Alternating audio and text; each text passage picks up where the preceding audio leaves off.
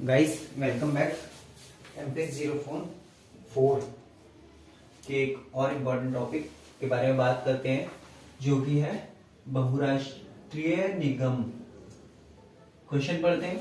बहुराष्ट्रीय निगम को परिभाषित कीजिए। यह राज्य की संप्रभुता को कैसे प्रभावित करते हैं। संप्रभुता का मतलब क्या होता है बताया था एमटेक 01 जब पढ़ाया था। संप्रभुता मतलब कि अपने राज्य से रिलेटेड या संबंधित जो भी नीति निर्माण है उनका डिसीजन लेने का अधिकार मेरे पास है, चाहे आंतरिक मामले हो या बाहरी मामले हो, देश के अंदर के मामले हो, देश के बाहर के मामले हो या कोई फॉरेन पॉलिसी हो, उन सब का निर्माण करने का स्वतंत्र अधिकार किसके पास है? राज्य के पास है, देश के पास है, मेरे पास है। ठीक है, कोई और बाहरी शक्ति उसको इन्फ्लुएंस नहीं कर सकती। ठीक है, समझ गए। संप्रभुता मतलब कि हमारे आंतरिक और बाहरी निर्णय लेने का अधिकार हमारे पास है। ठीक है, पहले बहुराष्ट्रीय निगम पढ़ते हैं, फिर हम पढ़ेंगे संप्रभुता के बारे में, कैसे प्रभावित करता है। बहुराष्ट्रीय निगम मल्टीनेशनल कॉर्पोरेशन जिनकी एक से ज्यादा देशों में ब्रांच होती है। तो पढ़ते हैं, जो कंपनी या निगम मूल रूप से एक देश में स्थापित होकर अन्य देशों में अपनी शाखाओं का विस्तार करता है।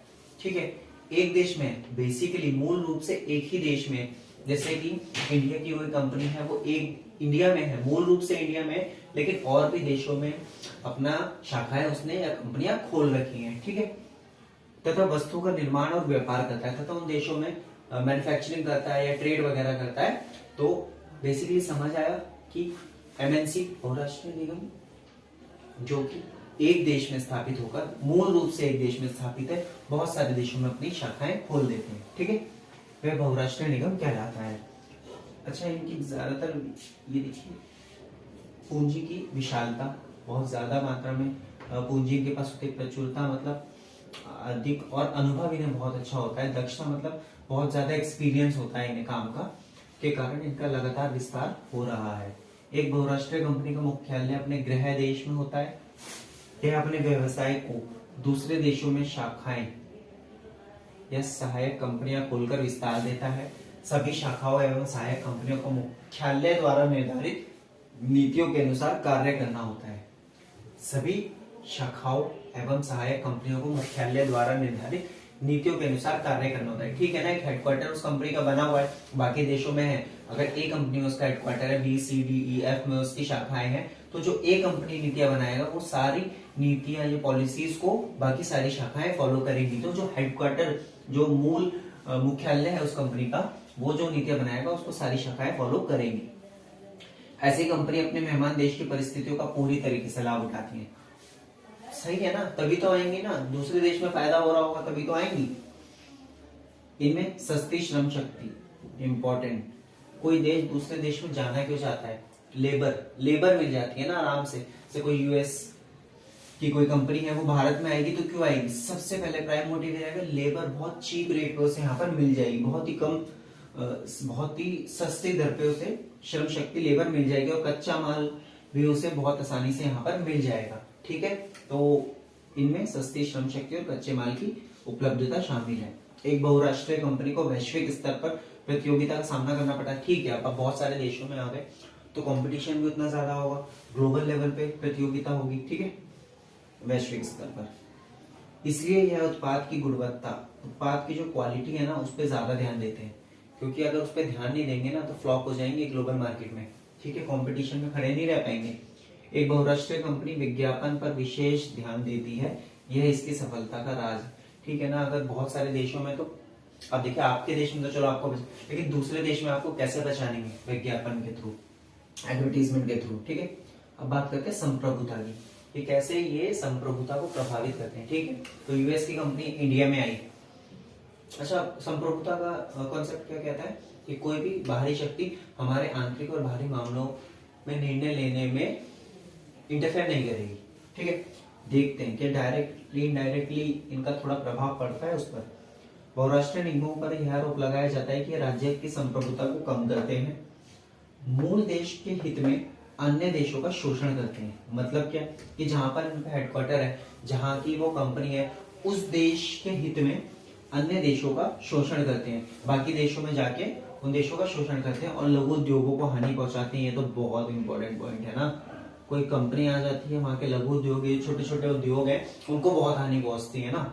ठीक है, बहुराष्ट्रीय निगम जिस देश के होते हैं और जहां उनका मुख्यालय होते हैं, उसकी शाखाएं अपने मुख्यालय की आज्ञाओं का पालन तो करती हैं, मुख्यालय की आज्ञाओं का पालन तो कर रही है, लेकिन जहां पर वो है, लेकिन वहां के राज्य की आज्ञाओं का पालन नहीं करते।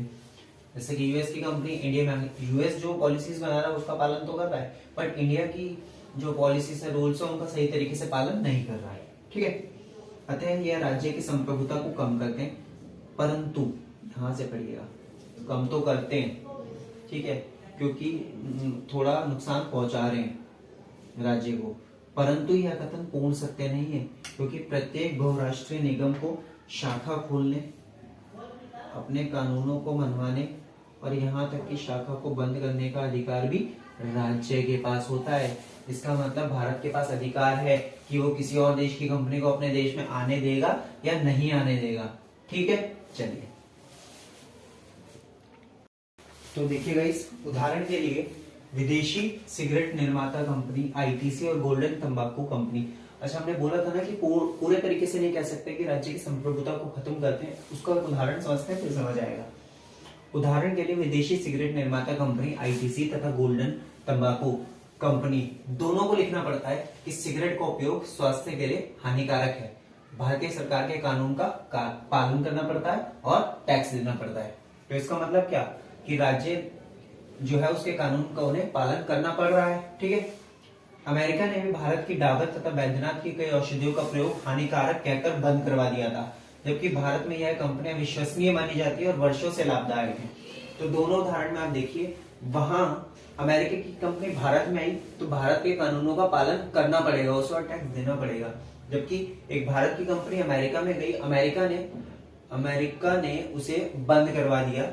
ठीक है, यह कहकर कि वो हानिकारक है उसका प्रयोग, जबकि भारत में वो विश्वसनीय कंपनी है। तो आप देख रहे हैं कि किस तरीके से राज्य के हाथ में वो पावर है कि राज्य बहुराष्ट्रीय निगमों को कंट्रोल कर सकता है।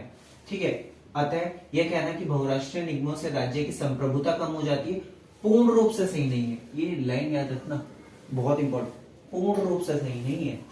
अतः अंतर केवल यह हो जाता है कि राज्य अपने यहाँ के निगम की संपत्ति को बिना मुआवजा दिए जब्त कर सकता है। अब डिफरेंस देखिए, भारत की कोई कंपनी है, भारत में ही है, तो वो अपने यहाँ की कंपनी को भारत बिना मुआवजा दिए जब्त कर सकता है उसकी संपत्ति को, अगर कुछ भी वायलेशन होता है रूल्स या रेगुलेशंस का। लेकिन बहुराष्ट्रीय निगमों के संदर्भ में अंतर्राष्ट्रीय कानूनों, मान्यताओं और परंपराओं को भी ध्यान में रखना पड़ता है।